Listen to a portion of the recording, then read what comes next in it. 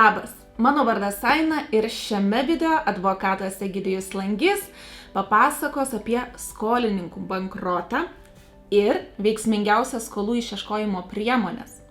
Sužinosite, kodėl reikia vykdyti nuolatinę rinkos analizę ir esamų klientų monitoringą, idant išvengtume skolininkų.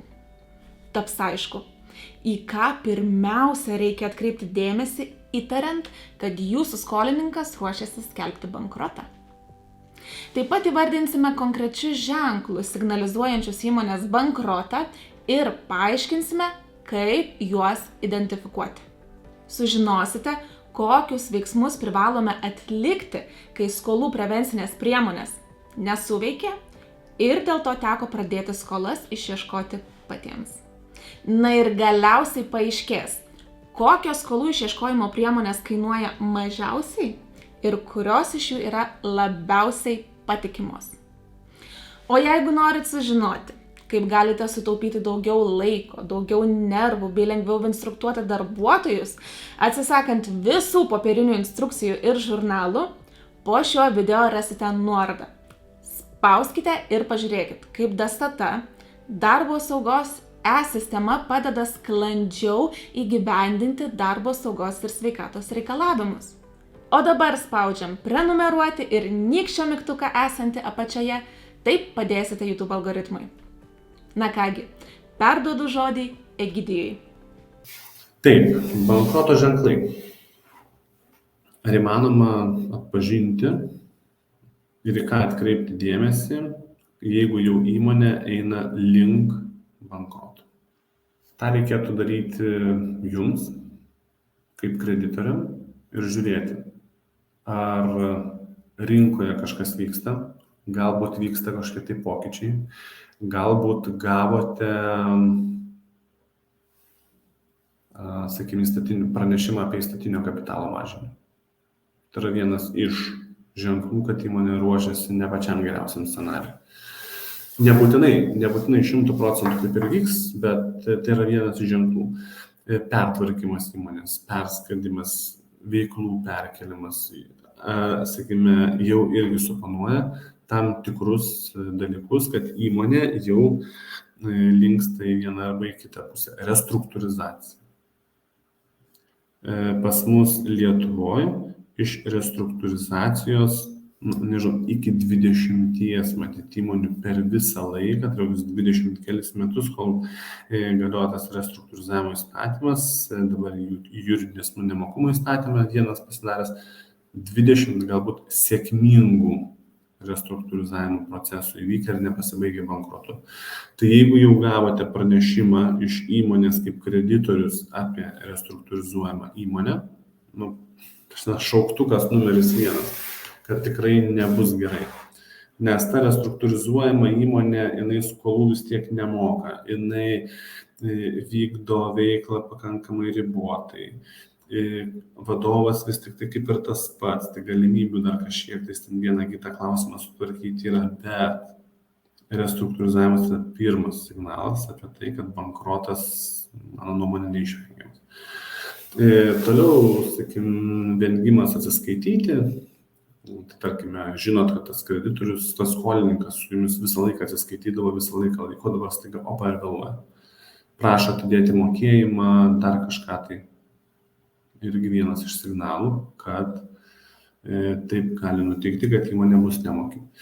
Kaip tuos ženklus pastebėti? Nes tie ženklai jie yra visur, galima matyti iš viešos erdvės. Kaip pavyzdys, kad jūs turite, žinote, kad jūs turite išrašėte sąskaitą ir turite gauti iš įmonės 100 000 eurų. Bet atsidarė ten, kada dieną ryte vakare, kokį ten Delfį 15 minučių ir žiūrite, jūsų tam skolininkui kokia valstybinė institucija ar teismas paskyrė didelę baudą.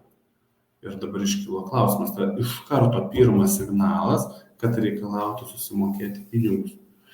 Nes ta bauda, jeigu jinai paskirta, tai dar gali būti apskųsta teismui, taip toliau tas procesas rutuliojasi ilgai, bet jums jau turi būti mokama.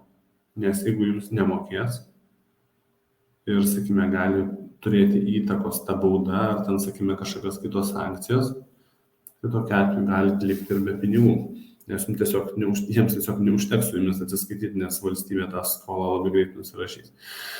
Ir tokius signalus stebėti, matyti, kad pavyzdžiui, yra kažkokia konkurencinė aplinka, dirbate vienoje sferoje su kitais kreditoriais. Ir pas jūs anksčiau to nebūdavo, arba gal būdavo pavieniai atvejai, bet dabar staiga už durų 10 darbuotojų iš konkurentų įmonės. Priimkite darbą, norim dirbti. Labai svarbus signalas apie tai, kad įmonėje kažkas negerai. Aišku, jeigu įmonėje 1000 darbuotojų ir išeina 10, tai yra vienas dalykas, bet jeigu įmonėje 50 darbuotojų ir išeina 10, tai jau yra signalas, kad kažkas tai negerai. Arba tų žmonių nebereikia, arba tie žmonės atliko kažkokias tai perteklinės funkcijas, arba įmonė taupo. Jeigu įmonė taupo, ateisdama darbuotojus, tai vadinasi, įmonė turi problemų su finansiniu sunkumu. Tai reiškia, kad turi finansinių sunkumų, turės jų ateityje ir tai lems ne ką kitą. Tai jeigu tokie dalykai yra, jeigu tokius dalykus pastebėte, jeigu monitoringą tokį darote, tai, sakykime, jį reikėtų pasidaryti, būtų labai sveika pasidaryti ir tiesiog persižiūrėti skolininkus, kokia yra skolų dinamika, kaip tie skolininkai dėliojasi, ar, pavyzdžiui, reaguoja į priminimą ar nereaguoja, kai kurie sureaguoja į priminimą susimoka, kurie iš viso neignoruoja ir nemoka. Tai va šitus dalykus reikėtų tiek viduje, tiek išorėje stebėti, kaip tai vyksta ir, sakykime, kokie reiškia visi šitie dalykai rinkoje pastebimi. Galbūt vadovas atleistas, galbūt vadovas atsistatydino, galbūt yra kažkokių tai kitų problemų. Gal, sakykime, įmonė, nežinau, ten apvogta buvo, pavogė viską, ką jie turėjo, bet jie turi tada paaiškinti, kaip viskas vyks, kada atsiskaitys, bet jūs tą viešoje erdvėje matysite.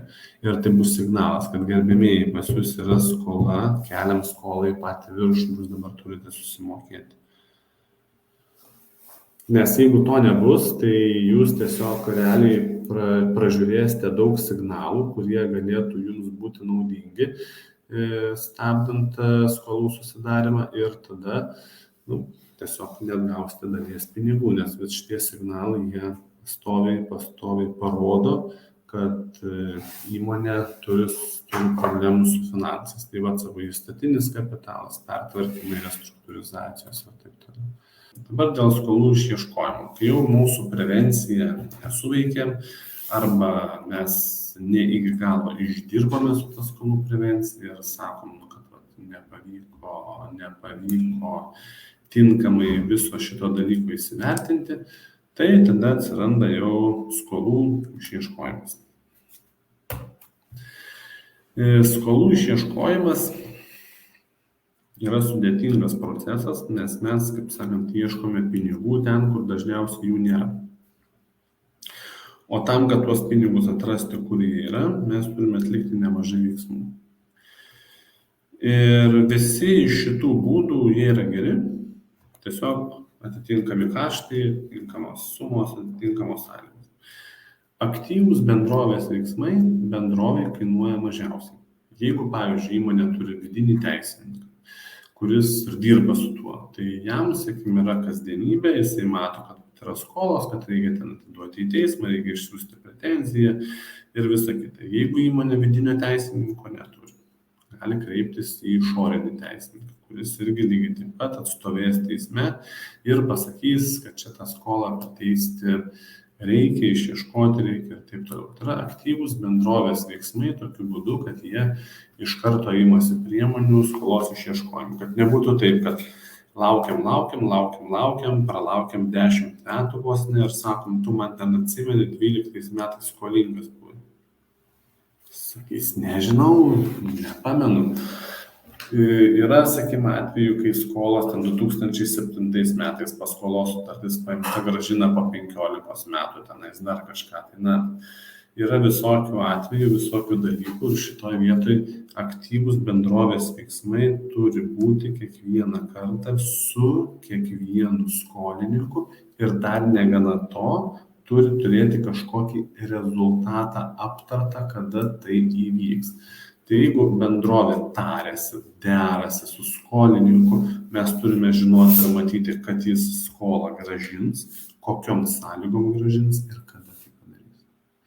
Nes jeigu kažko tai trūksta, sakysiu, jo, aš tikrai gražinsiu, čia, žinai, pasitikėkime. Blogas sprendimas. Jeigu jis tenai sakys, tai žinai, aš čia laiduos už mane kas nors ar taip toliau, bet jeigu matom, kad ten laiduoja kažkoks tai giminaitis ar kažkas, kur neturi irgi jokio turto, irgi mums netinka, nes turėti turto tai dar nereiškia, kad tu juo gali disponuoti. Pavyzdžiui, galbūt jie turi turto, kuris yra įkeistas bankui ir nieks ten nieko negalės padaryti, pasakyti. Ir bankai retai kada ima tokius, sakykime, tokius reikalavimus ar kažką tai tokio. Toliau yra jungtinės skolininkų duomenų bazės.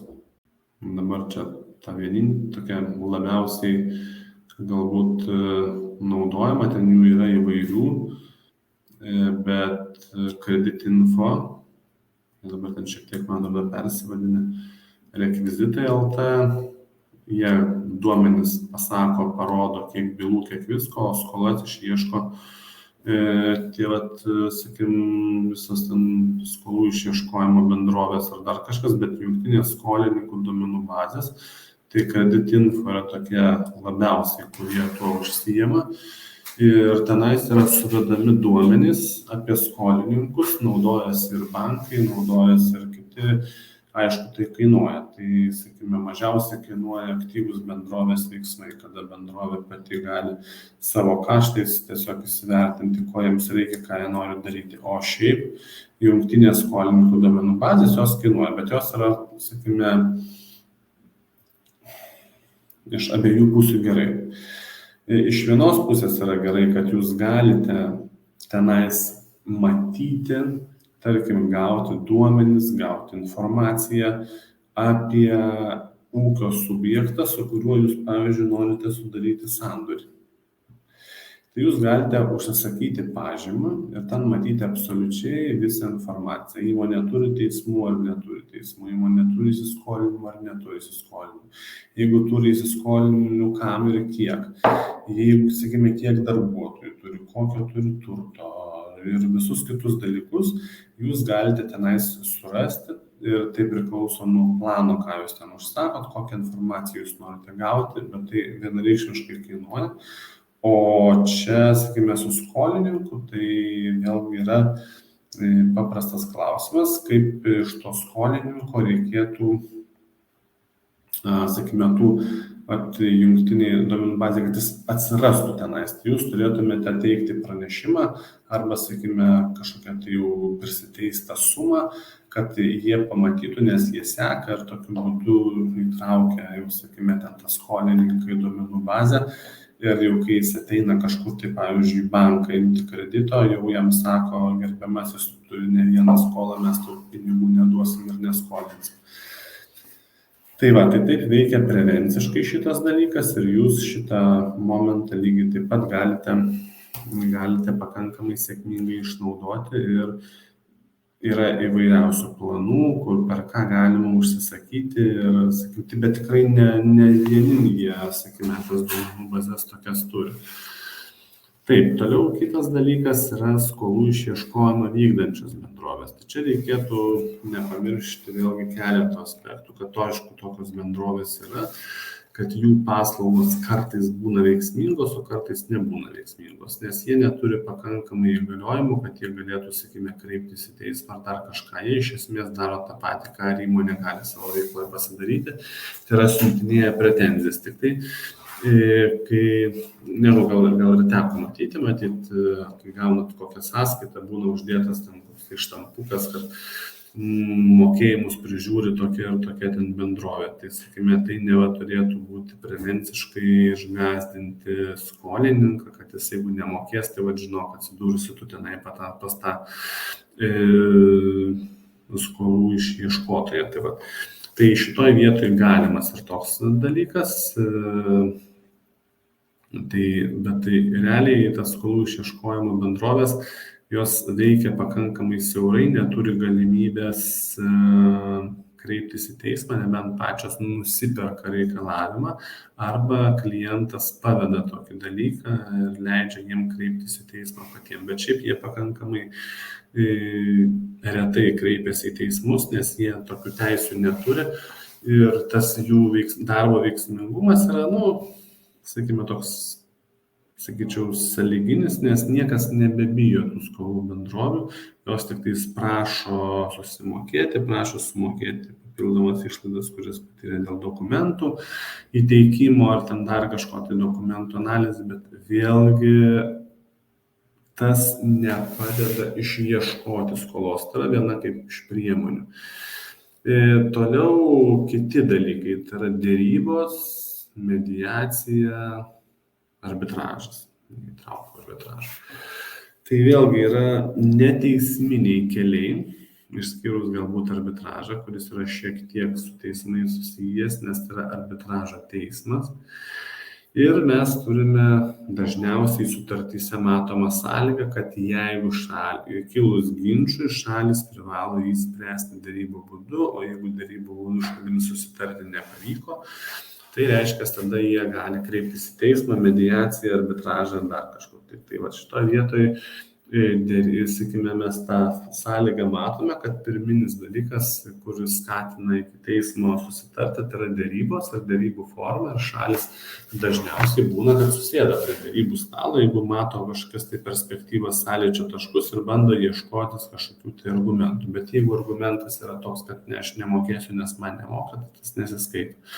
Ir turėtų būti labai aiškus pagrindimas, kodėl aš nemoku. Jeigu nemoku, tai vadinasi neturiu pinigų, bet sakykime, ar man ten netinka toks atsiskaitimo būdas, ar ten kitoks atsiskaitimo būdas. Tai išsiderėti galima viską.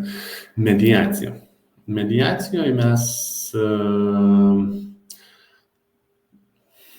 toks sąlyginai naujas dalykas. Mediacija yra su mediatoriumi. Aš pats esu mediatorius ir, sakykime, verslo ginčus dėl skolų, dėl rangos darbų, dėl kitų ginčų irgi esu medijavęs. Ir šitoje vietoje tai yra panašu labai į derybas, tačiau tas trečias asmuo, toks kaip mediatorius, tam ir sėdi, kad padėtų šalims susitarti. Nes derybos, tai vienas kažką pasakė, kitas pasakė, buvo atsistojo, trenkė durim, išėjo ir viskas pasibaigė.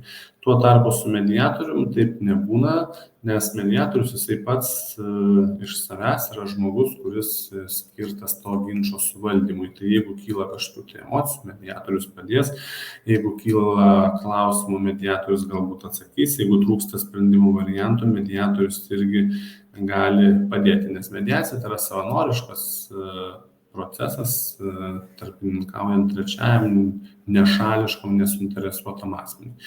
Ir gali būti arbitražas, kuris irgi arbitražo teismas skamba grėsmingai, bet tai yra šiek tiek mažiau formalus procesas negu normaliam teisme.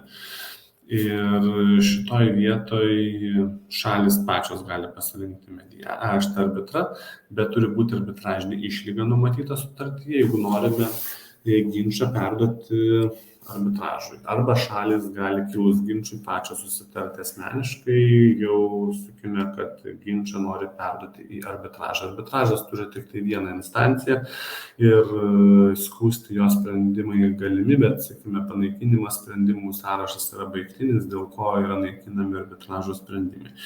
Tai šita priemonė irgi galima skolų išieškojimo, tačiau jau čia yra kreipiamas į teismą praktiškai, nes arbitražo sprendimas yra privalomas ir turi būti vykdomas. Tai, sakykime, tik tai, kad jis neturi ten galbūt visų rekvizitų, herbo ar taip toliau, bet realiai tai gali vykti arbitražo institucijoje arba gali būti ad hoc arbitražas, kada šalis pačios pasirenka vieną arba tris arbitrus, kurie jiems padės tą ginčą išspręsti. Arbitrais gali būti bet kas, iš esmės, kas turi kažkokią tai supratimo apie tą kilusį ginčą, lygiai taip pat ir mediatoriai. Tik tai, aišku, reikalavimas galbūt išklausyti kursus ir taip toliau, bet realiai net ir neišklausius jokių kursų, medijuoti, arbitruoti ar padėti darybose gali bet kas tiesiog išmano, kas turi galbūt kažkokių tai gabumų, žino tą sritį ir gali padėti. Ir galutinis, aišku, variantas, kuris dar prieš tai taikos sutartis. Taikos sutartis, kad ginčas išsprendžiamas taikiai, jeigu jis jau atsidūrė teisme, galima sudaryti taikos sutartį. Jeigu mes norime sudaryti taikos sutartį iki kreipimosi į teismą, lygiai taip pat galime teismą paprašyti, kad teismas patvirtintų dar nesikreipus į dėl teisminių ginčų su ieškiniu, kad jis patvirtintų tokią taikos sutartį tarp šalių ir tai jau automatiškai bus vykdomasis dokumentas, kuris galės būti pateikiamas antstoliui ir nereikės kreiptis į teismus. Tačiau tai yra sąlyginis dalykas, kadangi jeigu šalis sudarė taikos sutartį ir mes norime gauti vykdomąjį dokumentą, teismai šiuo metu organizuoja posėdžius ir tai vėlgi užtrunka. Ir paskutinis, aišku, labiausiai populiarus matyti ginčių sprendimo būdas, skolų išieškojimo būdas, tai yra teismai. Teismų mes turime, aš kalbu dabar apie visas absoliučiai bylas, beveik 300 000 bylų per metus, iš kurių skolos sudaro gan nemažą dalį, nes ypatingai skolų skaičių didina būsto administratoriai reikšdami ieškinius, nes ten būna ieškinių vos ne po 400-500 ieškinių per mėnesį. Viena kokia įmonė paduoda, tai galime suprasti, kiek tai didina bylų skaičių ir kiek tai, sakykime, keičia statistiką. Tai, sakykime, teismai, bet jie išlieka populiariausia priemonė.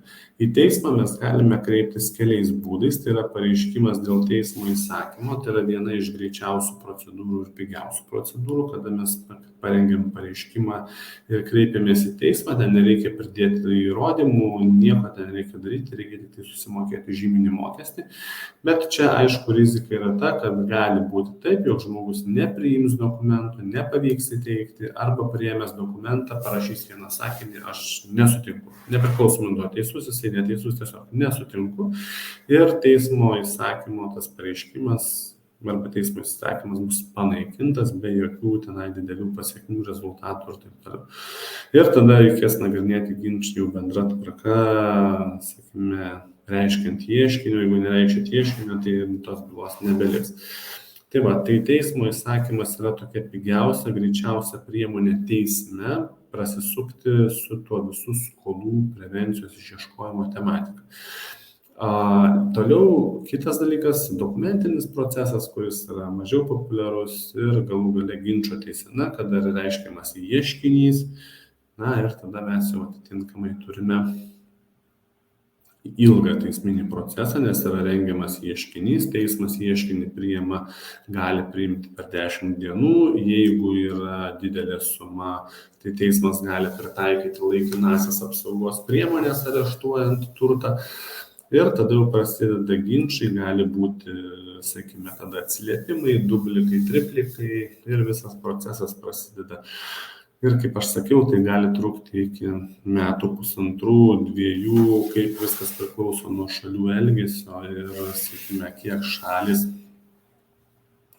tuo, kiek jie tame, sakykime, visam reikale dalyvauja ir kiek jie piktybiškai piknaudžiauja tuo arba nepiknaudžiauja. Dėkui Egidijui ir sveikinu visus, kurie pažiūrėjote šį video iki pat pabaigos. Atsidėkodami galite paspausti patinka mygtuką video apačioje. Na ir kaip minėjau, šio video aprašyme jūsų laukia nuoroda. Spauskite ją ir pažiūrėkite, kaip visiškai nesunku Dasatoje registruoti ir sekti jūsų darbuotojų saugą ir sveikatą įmonėje. O jei norite matyti daugiau tokių video, spauskite prenumeruoti mygtuką ir apsilankykite mūsų YouTube kanale, kur jums jau dabar priruošta daugiau nei 70 panašių video edukacijų. Dėkui ir iki pasimatymo.